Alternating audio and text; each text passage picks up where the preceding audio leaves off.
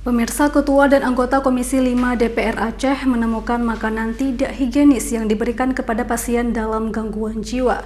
Bahkan mobil pengangkut makanan juga ditemukan belatung. Hal ini ditemukan anggota Dewan saat melakukan inspeksi mendadak ke RSJ Aceh. Ketua Komisi 5 Dewan Perwakilan Rakyat Aceh, M. Rizal Pahlevi Kirani, mendadak kaget saat membuka pintu mobil box pengantar makanan bagi pasien gangguan jiwa di Rumah Sakit Jiwa Aceh. Pasalnya mobil tersebut langsung mengeluarkan bau tak sedap, bahkan di pinggir alas mobil ditemukan belatung. Sebelum melihat mobil pengangkut makanan, para anggota dewan tersebut sempat mencicipi menu makanan yang diberikan bagi para pasien.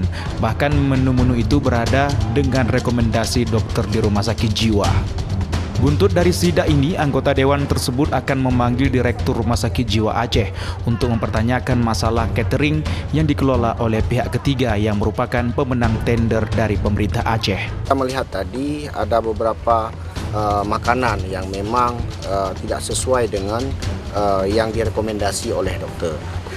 Jadi selain rasupan, ini juga ada unsur untuk penyembuhan, untuk obat, sehingga dapat temuan kita tadi higienisnya tidak ada.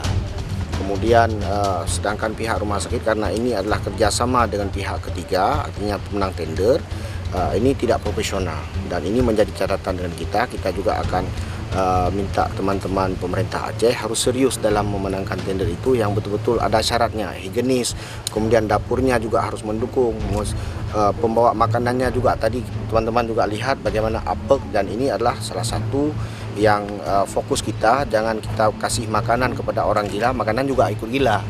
Artinya tidak rasupan gizinya tidak ada, kemudian unsur terapinya tidak masuk, dan ini fokus kita.